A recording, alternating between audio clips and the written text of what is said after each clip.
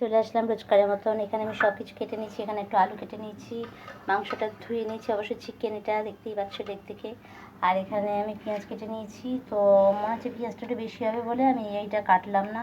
তো এখানে কাঁচা লঙ্কা নিয়ে নিয়েছি, এখানে রসুন বাটা, আদা বাটা, আর এখানে টমেটো কুচি, আর এখানে আছে জিরে আছে, আর এমনি ঝাল লঙ্কা, এমনি লাল লঙ্কা, জিরের গুঁড়ো, হলুদের গুঁড়ো।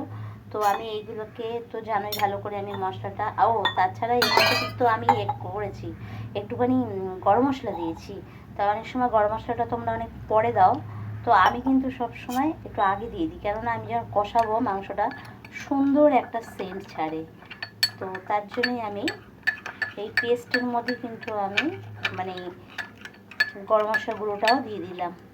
তো আমি এই পেস্টটা করে নিয়েছি। তো আমি তেলটা দিয়ে দিয়েছি, তেলটা গরম হোক, এক এক করে আমি সব দেবো। এখানে মশলাগুলো আমি নিয়ে নিয়েছি, সব মশলাগুলো দিয়ে দেবো। দেখতে পাচ্ছি আমি সব মশলাগুলো দিয়ে দিচ্ছি এক এক করে। আর এটা পেঁয়াজটা দেবোই না, কারণ আমি লেবুটা ভেবেছিলাম দেবো একটু, মানে কিন্তু টমেটো অনেকটা দিচ্ছি তো তো সেই কারণে দিলাম না লেবুটা। তো আমি সবই এক এক করে দিয়ে দিলাম। এখানে তেজপাতা আছে, রসুন, আদা, টমেটো, কাঁচা লঙ্কা দিয়েছি তার সাথে কটা।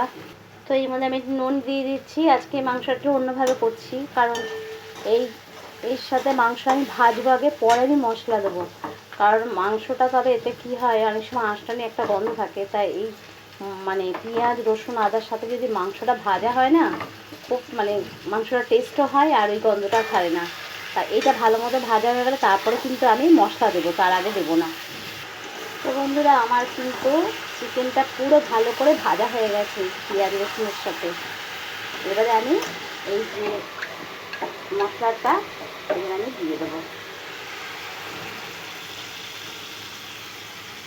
এবারে এইটা দিয়েও কষাবো।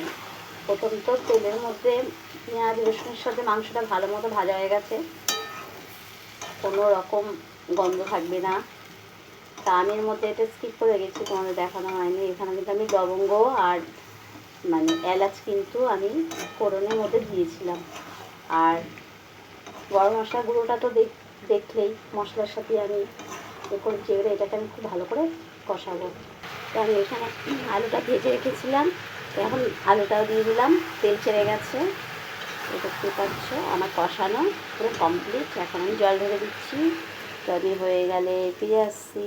তো এখনকারের মতন টাটা, সবাই সুস্থ থেকো, ভালো থেকো।